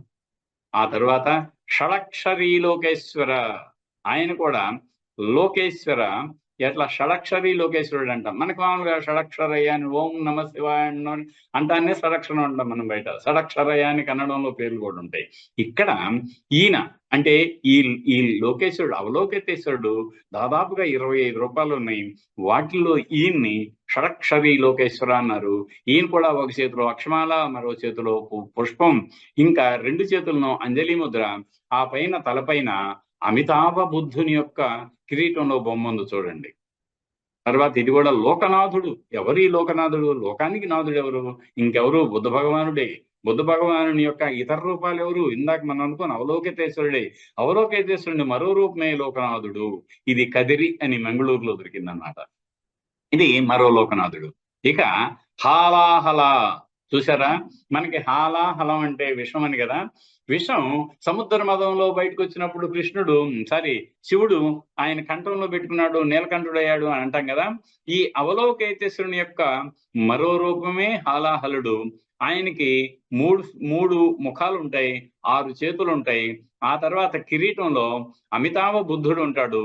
ఈయన ఈ హాలాహలం ఏమిటనుకుంటున్నారు? ప్రపంచంలో మనుషులంతా బాధపడే దుఃఖం అనే హాలాహలాన్నంతా స్వీకరించి తాను గ్రహించుకొని తన దగ్గరికి లాగేసుకుంటాడు ఆ మానవుడు. ఇది కూడా మంజుఘోష. ఇక ఇప్పుడు మంజుశ్రీ అంటాం. మంజుశ్రీ అనేది కూడా ఒక బోధిసత్వుడు. ఆ మంజుశ్రీ బోధిసత్వుని యొక్క అనేక రూపాలు ఉన్నాయి. వాటిల్లో మంజుఘోషుడు ఆయన. ఆ తర్వాత ఏంది వెనక్కి వెళ్తున్నాయింది మంజుఘోషుడు. ఆ తర్వాత ఈయన మంజు వజ్ర, చేతిలో మళ్ళీ అగైన్ వజ్రాన్ని ధరించినటువంటి కత్తిని ఎందుకు పైకి లేపాడు అనుకుంటున్నారు? అంధకారం అనే అవివేకాన్ని నేను తుత్తునియలు చేస్తాను, ఇక నుంచి స్వేచ్ఛగా మీరు నిర్వాణ పదము గాములుగండి పైన చూసారా? 1, 2, 3, 4, 5 మళ్ళీ పంచధ్యాన బుద్ధులందరూ పైన ఉన్నారు. అక్కడ మహాబోధి దేవాలయం కూడా ఉంది. ఇది 12వ శతాబ్దం నాటి అత్యంత రూప లావణ్యాన్ని సంతరించుకున్న మంజు వజ్ర మండలానికి ఒక రూపం, మండలానికి కూడా ఒక రూపం. ఇది వాగీశ్వర. వాక్ అంటేనే బుద్ధవచనం కదా. ఆ బుద్ధవచనానికి ఒక రూపాన్ని ఇచ్చారు. ఇక్కడ కూడా మళ్ళీ మంజుశ్రీ, అత్యంత సుందరతరంగా మరో ధ్యాన బుద్ధుడు మంజుశ్రీ. మంజుశ్రీ మూలకల్పమని కూడా ఒక పుస్తకం ఉంది. ఈ మంజుశ్రీ ఈ బొమ్మ ఎక్కడదనుకుంటున్నారు? శ్రీకాకుళం పక్కనే ఉన్న శాలిహుండం అంట మనం గార పక్కనే ఉంటుంది. అది అక్కడ చాలా వజ్రయాన శిల్పాలు దొరికాయి మనకి. ఇక ఇది మళ్ళీ సిద్ధైక వీర. సిద్ధులు అంటే ఎవరు? మనం ఇదిగో ఇలా సాధనమాలలోను నిష్ఫలన యోగావలిలోనూ చెప్పిన ఈ వజ్రయాన లేక మహాయాన శిల్పాల విషయాలన్నిటినీ సాధన ద్వారా తెలుసుకోవటానికి గురువులు ఎవరైతే ఉన్నారో వాళ్ళు శిష్యులకి తెలియజేస్తారు కదా, వాళ్ళని సిద్ధులు అంటారు. అదిగో అలాంటి సిద్ధులందరికీ వీరుడైన ఒక గురువు ఉన్నాడంట. ఆయన కూడా అవలోకితేశ్వరుని మరో రూపమే అది. దాని తర్వాత మళ్ళీ ఇందాక మనం అనుకున్న వాగేశ్వరుడు ఎంత రాజలీలాసనంలో కూర్చున్నాడు ఆయన. మంజువర, మళ్ళీ ఇక్కడ మంజు కుమార, మంజువర, మంజు కుమార, మంజు ఘోష, ఎన్ని అద్భుతం. దీన్ని మంజు ఫార్మ్స్ ఆఫ్ మంజుశ్రీ అంటారు వీటిని. ఎమేనేషన్ ఆఫ్ ధ్యాని బుద్ధాస్. ఇక ధ్యాని బుద్ధుల్లో కొన్ని మనకి అక్కడక్కడ చెబుతాను నేను. దీన్ని రక్షా డైటీస్ అంటారు. అంటే ప్రతి సాధకుడికి మారు నుంచి రక్షించటానికి దేవతలు అవసరమయ్యారు కదా. వాటిల్లో ఈవిడ రక్షా దేవత ఎవరు అంటే మహాప్రతిసర ఈవిడ పేరు. ఈవిడ ఎల్లో అంటే పీతాంబరం, తర్వాత 3 నుంచి 4 ముఖాలు ఉంటాయి, 8 నుంచి 10 చేతులు ధరిస్తుంటాయి. తలపై కిరీటం మీద రత్న సంభవుడు ఉంటాడు. అందుకని వీటిని ఏమన్నారు? పంచధ్యాని బుద్ధుల నుంచి ఉద్భవించిన దేవతా రూపాలు. ఇదిగో ఉష్ణీష విజయ, ఇది మనకి ఎక్కడ దొరికింది అనుకున్నారు? శ్రీముఖలింగంలో దొరికింది, మన తెలుగు నేలపై. ఏమిటి ఉష్ణీష విద్య అంటే, సిద్ధార్థ గౌతముడు 6 సంవత్సరాల కఠోర తపస్సు సాధన ద్వారా సమ్యక్ సంబోధిని సంతరించుకున్న నేపథ్యంలో ఆయనకి ఉష్ణీషం ఏర్పడుతుంది కదా. అదిగో ఆ ఉష్ణీషంలో నుంచి కూడా తదేకంగా మనం చూస్తే అనేక దేవతలు ఉద్భవించారా అన్నట్టుంటుంది. అలాంటి ఒక దేవత పేరే ఉష్ణీష విజయ. ఎంత చక్కటి పేరు గీతాంజలి మేడం. ఇక నుంచి మీరు ఈ ఉష్ణీష విజయ అనే పేరు మీ మిత్రుల్లో ఎవరికైనా చిన్న ఆడపాప పుడితే పెట్టించాలని నేను పెట్టిస్తాను. ఇక హేరుక. ఎవరి హేరుక? ఇందాక మనం అనుకున్నాం కదా, మళ్ళీ పంచధ్యాన బుద్ధుల్లో అవలోకితేశ్వరుని మరో రూపాన్ని హేరుక అంటారనమాట. ఈయన కూడా అందరికీ ఎరుక తెలియజెప్పి నిర్వాణ పదాన్ని త్వరగా పొందటానికి దోహదం చేస్తాడు. హే వజ్ర, ఆయన హే వజ్రను ఆయన భార్య, వాళ్ళిద్దరూ కలిపి ఈ రూపాల్లో కూడా వాళ్ళు ఆస్వాదిస్తారు. ఎందుకంటే వజ్రయానంలో ఇలా యుగనద్ధ అంటారు, మగ ఆడ రూపాలు రెండు కలిసినట్లుగా తయారు చేసి వాటిని ఆరాధిస్తారు. ఆ తర్వాత జంభాల వసుధార. ఎవరి జంభాలుడు? మనకి పురాణ వైశ్రవణుడు అంటాం కదా, ఆయన మన కుబేరుడు. అదిగో ఆ కుబేరుని యొక్క రూపమే బౌద్ధంలో జంభాల అంటారు. ఆయన భార్య పేరు వసుధార, నలందాలో దొరికినటువంటి. జంభాల యొక్క మరో రూపం మనకు కూడా కుంభాండ జంభాల అని రెండు మనకు ఆంధ్రాలో కూడా దొరికాయి. ఇదిగో ఇక అక్షోభ్య అమితాభ. ఎంత చక్కటి మూర్తులండి ఇవి. ఒకటేమో వైకుంఠపురం అమరావతి దగ్గర ఉంది, మరొకటి నిడమర్రని మంగళగిరి దగ్గర ఉంది. ఈ పక్కన చూసేది మీరు పులికాటు సరస్సులో అత్యద్భుతమైన బుద్ధమూర్తి ఉంది. అది ధ్యాన బుద్ధుడు అమితాభుడు అన్నమాట. ఎంత అద్భుతంగా ఉందో చూడండి. ఆ తర్వాత మీకు ఇక మధురల్లో అంత అందంగా ఉండవు, కానీ ఆ మధ్య భారతదేశంలో ధర్మచక్ర ప్రవర్తన ముద్రను తెలియజేసేటువంటి మూర్తులు. ఇవన్నీ మీకు కొంచెం స్పీడ్గా వెళ్తున్నాను నేను. ఇక తార. స్త్రీ దేవతల గురించి చెప్పుకోకపోతే ఎట్లా మనం? తార ఎవరు? ఈవిడ కూడా అవలోకితేశ్వరుని శక్తి తార. ఆ తారకు ఎన్ని రూపాలు ఉన్నాయి అంటున్నారు? 25 రూపాలు ఉన్నాయి. వాటిల్లో ప్రధాన తార ఈవిడ వరదముద్ర, చేతిలో పుస్తకాన్ని ధరించి అందరికీ వరదాన్ని అందిస్తుందన్నమాట. ఈవిడ మహాకరుణకు రూపం. ఆ తర్వాత మరో తార, ఈ తార పేరు వజ్రతార. వజ్ర సంకల్పం ఉంటుంది, పైన చూశారు కదా మీరు, అక్షోభ్యుడు ఉన్నాడు అక్కడ. ఇంకా ఈవిడ శాలిహుండంలో బయటకు వచ్చింది మరో తార. ఇంకా తెలంగాణలో కూడా తార విగ్రహం అత్యంత సుందరతరంగా తయారై ఇటీవల ఇప్పలగూడెమని జనగాం దగ్గర బయటపడింది. రెడ్డి రత్నాకర్ రెడ్డి అనే ఒక ఆయన దాన్ని బయట పెట్టాడు తెలంగాణలో కూడా. తర్వాత సీత తార. సీత అంటే తెలుపు కదా, ఈవిడ తెలుపు వర్ణంలో ఉంటుందంట. ఈవిడ ఈ మరో తార. ఈవిడ ఖదిరవాణి. ఆ తారకే మరో రూపం ఖదిరవాణి అంటారు ఈవిడ్ని. నేను వివరాలు చెప్పలేకపోతున్నాను, మీకు ఏమనుకోవద్దు, నాకు తెలుసు కానీ చెప్పను. ప్రజ్ఞాపార అంటే చెప్పనంటే మళ్ళీ అదేదో వేరే రకంగా అనుకోకండి, సమయం లేక. ఇప్పటికే 8:10 అయింది. మౌద్గల్యాయన్ గారు నాకు స్క్రీన్ మీద కనిపిస్తున్నారు. ఇక తార ఎంత అద్భుతంగా ఉందో చూడండి. ఇది కర్ణాటక రాష్ట్రంలో బల్లిగాం అనే దగ్గర 12వ శతాబ్దంలో తయారైంది. మారీచి. ఎవరి మారీచి? కాంతి దేవతలు అని ఉంటారు. ఉదయానికి సంబంధించిన ఒక దేవత ఈ మారీచి అంటారనమాట. అంటే మనలో విజ్ఞాన కాంతి ఉదయించాలి అన్న సూచనకు గుర్తుగా ఈవిడ సూర్యునికి ఏ రకంగా అయితే సప్తాశ్వ రథమారవడం అంటామో, ఈవిడికి 7 వరాహాలు ఈవిడ రథాన్ని లాగుతూ ఉంటాయి. ఇదిగో ఇది మన శాలిహుండంలో దొరికినటువంటి అత్యద్భుతం. ఈవిడ ఒక మరీచి. హారీతి మీ అందరికి తెలుసు కదా, పిల్లలను దాస్తుంది ఆవిడ. బుద్ధ భగవానుడు ఈవిడ పిల్లని దాసి ఆ అందరు పడే బాధనేమిటో తెలియజేస్తాడు. అప్పుడు మళ్ళీ దాసిన పిల్లలందరిని ఆవిడ బయటిస్తుంది. అప్పటి నుంచి ఆవిడ పిల్లలకి ఏమీ చేయక రక్షాదేవతగా ఉంటుంది. అందుకని ప్రతి ఆరంభంలోనూ హారీతి జంభా, ఆరీతి పంచక అంటారు. ఆయన చిన్న బిడ్డతో ఆరాధిస్తూ ఉంటాం. ఇక్కడ అపరాజిత. మీరు బెంగాల్ వెళ్ళారంటే అపరాజిత అనే పేర్లు అనేక ఉంటాయి. నాట్ టు బి డిఫీటెడ్, అపరాజిత, ఎవరి చేత ఓడించబడింది. ఎవరు? మనమే, మన సంకల్పమే. ఎవరి చేత ఓడించబడకూడదు. ఇంకా దగ్గరలో ఉన్నాం, సాధిస్తున్నాం, పదగాములు అయ్యాం, నిర్వాణ పదాన్ని అతి చేరులో ఉన్నాం. మన ఎవరు ఈ పదంలో ఓడించలేరు అన్న సంకల్పానికి గుర్తు. మళ్ళీ ఈవిడ అరపచన అంటే ఇందాక మనం చూసిన స్త్రీ దేవత అయితే ఇది పురుష దేవత. లాస్ట్ లో చుంద. ఈవిడ కూడా ఒక దేవతా రూపమే. సుంద అంటే ఎవరు అంటే ఎఫిలియేటెడ్ టు వైరోచన. ఇందాక మనం అనుకున్నాం కదా, పంచధ్యాన బుద్ధుల్లో వైరోచనుడికి సంబంధించిన ఒక ధారణికి ఒక రూపం ఇచ్చారు. ఇది 12 చేతులు ఉన్నాయి. లాస్ట్ చిట్ట చివర మనం అనేక తాళపత్ర గ్రంథాల్లో ఈ బుద్ధ విజ్ఞానాన్ని అంతా దాచుకున్నాం కదా.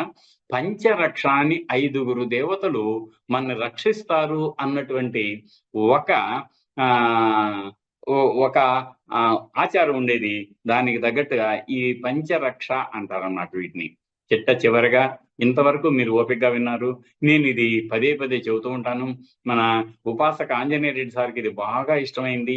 తెలంగాణలోని తుమ్మలగూడెంలో దొరికిన రాగి రేకు శాసనంలో ఒక అత్యద్భుతమైన విషయం ఉంది. ఇది మనం అందరం కూడా ఇంట్లో పెట్టుకోవాలి. సర్వసత్వానాం నిఖిల దుఃఖోపశమనం బుద్ధ ధమ్మం. సర్వసత్వానాం నిఖిల దుఃఖోపశమనం, elimination of sorrow of all living being is from Buddha Vachana. ధన్యవాదాలు.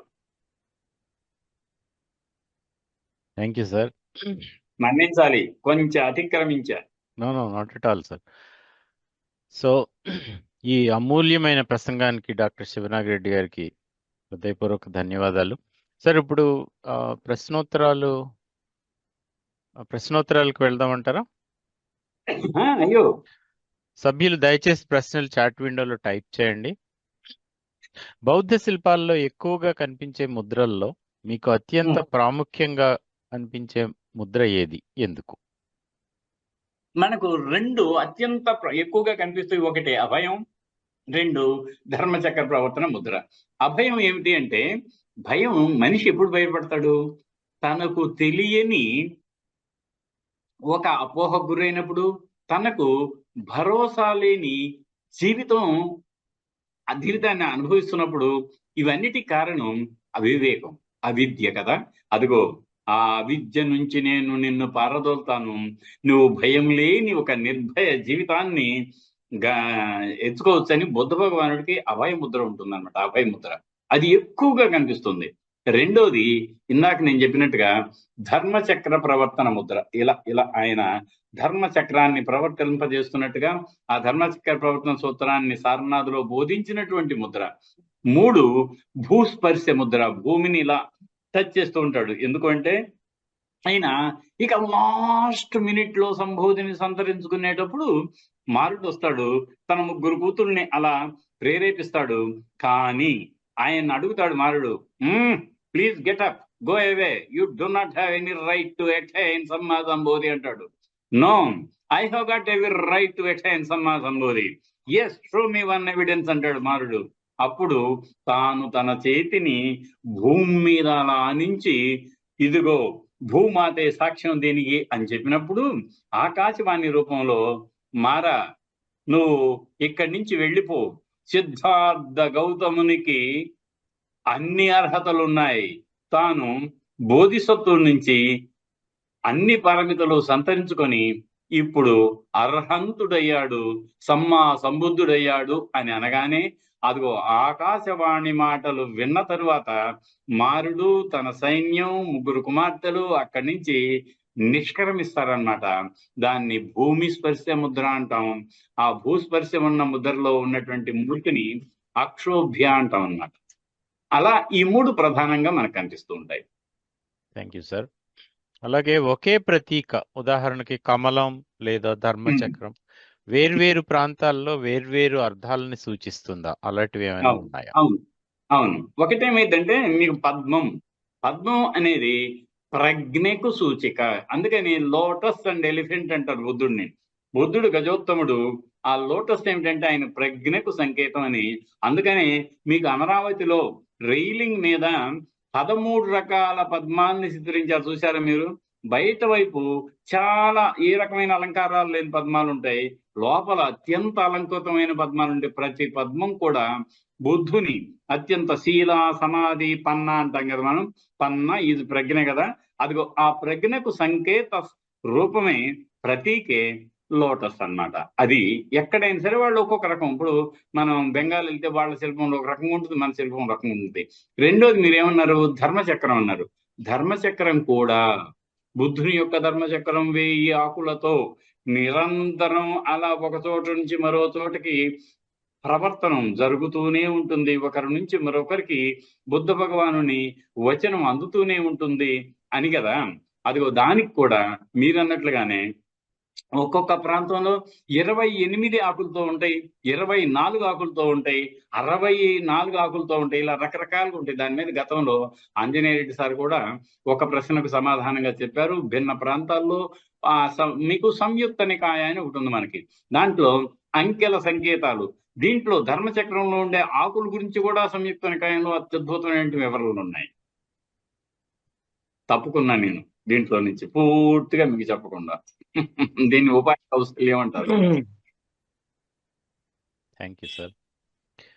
మరి భారతదేశంలో బౌద్ధ శిల్ప సాంప్రదాయం మరియు ఇతర దేశాల్లో బౌద్ధ శిల్ప సాంప్రదాయాల్లో ప్రతీకల పరంగా ముఖ్యమైన తేడాలు ఏమైనా ఉంటాయా? తేడాలంటేనేమో దాదాపుగా అదే రకంగా ఉంటాయి, కానీ అభివ్యక్తిలో ఎక్స్ప్రెషన్ లో మార్పు. సేమ్ భాషలాగా మన భాష మనం ఇలా పాళి మనం ఇక్కడ అలవాటయ్యాం, అదే పాలిని వాళ్ళు మరో రకంగా చదువుతారు. సిమిలర్లీ ఈ రూపాలు కూడా. తేడా ఏమిటి అంటే ఈ స్వస్తికం మన దగ్గర ఒక రకంగా వేస్తే దక్షిణాసియా దేశాల్లో వాళ్ళ తరీకాల్లో వాళ్ళ స్వస్తికలు ఉంటాయి. అట్లాగే వజ్రాసనం, మన వజ్రాసనం మనకి ఎక్కడైతే బోధగయలో ఒక వజ్రాసనం ఉందో దాన్నే మనం కొనసాగించుకుంటూ దాదాపు 1500 సంవత్సరాలు అలాగే వేసాం, ఏమాత్రం తేడా లేకుండా. ధర్మచక్రం కూడా అలాగే వేసాం. కానీ మీరు అటు పోయారు అంటే అటు జపాన్లో కానీ తర్వాత మీకు ఇండోనేషియాలో కానివ్వండి, వాటన్నిటిలో ఈ ధర్మచక్రమే అక్కడి ప్రాంతీయ అభివ్యక్తిని సంతరించుకొని రూపం మరోలా కనిపిస్తుంది. స్తూపాలు కూడా అంతే. సార్, మన సురేష్ గారు, ధర్మమూర్తి గారు, సురేష్ గారు, మొగిలిచందు సురేష్ గారు, ధర్మమూర్తి గారు, సురేష్ గారు ఆయన గొప్ప మహనీయుడు. ఆయన రెవెన్యూ ఆఫీసర్ గానే పనిచేసేవాడు. పాపం ఎంత సేవ చేస్తున్నాడంటే బౌద్ధానికి చెప్పలేనంత సేవ చేస్తున్నాడు. వారు మరి ఇతర శ్రోతలు మీకు వారి కృతజ్ఞతాభివందనాలు తెలియజెప్తున్నారు సార్. Very good sir. వాటన్నిటిని నేను నా ముందు జేబులో వేసేసుకుంటున్నా. సార్, మరొక చిన్న ప్రశ్నలు 2 తీసుకొని ఈరోజు కార్యక్రమాన్ని ముగిద్దాం సార్. నిలబడ్డాడు కూర్చున్న వాళ్ళ కేకే రాజా గారు వందన సమర్పణకి. సార్, బౌద్ధ శిల్పాల ప్రతీక శాస్త్రాన్ని లోతుగా అధ్యయనం చేయాలనుకునే వారికి మీరు సూచించే మొదటి అడుగు ఏమిటి? చక్కటి ప్రశ్న అండి. దాన్ని ఏం చేయాలంటే ద బుద్ధ ఇమేజ్ అని యునెస్కో వాళ్ళు ప్రింట్ చేశారు సార్. ద బుద్ధ ఇమేజ్ అత్యద్భుతం. దీంట్లో మీకు అసలు ప్రారంభం నుంచి దాదాపుగా 18th సెంచరీ వరకు ఈ బుద్ధ ప్రతిమ లక్షణ ప్రయాణ గమనాలన్నీ దాంట్లో ఉన్నాయి. దాని పేరేమిటి? డేవిడ్ స్నెల్ గ్రోవ్ అని రాశాడు. అది David Snell grove, the Buddha image, published by UNESCO. అత్యద్భుతమైన పుస్తకం అండి. ఇక మహాయానం మీద చాలా ఉన్నాయి. భట్టాచార్య బుద్ధిస్ట్ ఐకనోగ్రఫీ ఉంది. చాలా మంది కూడా రాశారు. వాటన్నిటికి చాలా పుస్తకాలు ఉన్నాయి. కానీ మీరు అన్నట్టుగా అనేక రకాల పుస్తకాలు తెచ్చే కంటే ఒక్కటి చాలు కదా. ఏది? అన్ని దరస్తాల కంటే అత్యంత ప్రామాణిక రస్తా మన అష్టాంగ మార్గం ఎలాగో ఇందాక నేను చెప్పిన ద బుద్ధ ఇమేజ్ బుక్ ఒక్కటి చాలు. Thank you sir. మరి అలాగే ఈ రంగంలో పరిశోధనలు చేయాలనుకునే విద్యార్థులకు మీ సూచనలు ఏమిటి? ఏవైనా యూనివర్సిటీలు చక్కని పరిశోధన అవకాశాలు కలిగిస్తున్నాయా? కలిగిస్తున్నాయి సార్. ప్రామాణికంగా మీకు ఈ బుద్ధిస్ట్ ఆర్కిటెక్చర్ లో కానీ బుద్ధాలజీ అంటాం మనం, బౌద్ధ విజ్ఞానం మీద పరిశోధనలు చేయాలంటే ప్రామాణికంగా మీకు మగధ యూనివర్సిటీ అని బోధ్గయలో ఉంది. అక్కడ చాలా కష్టపడిన బౌద్ధ భిక్షువులే టీచర్లుగా ఉంటారు. రెండోదేమో నవనలంద మహా యూనివర్సిటీ అని ఉంది కదా నాలందలో. ఆ 2 చాలా బాగున్నాయి.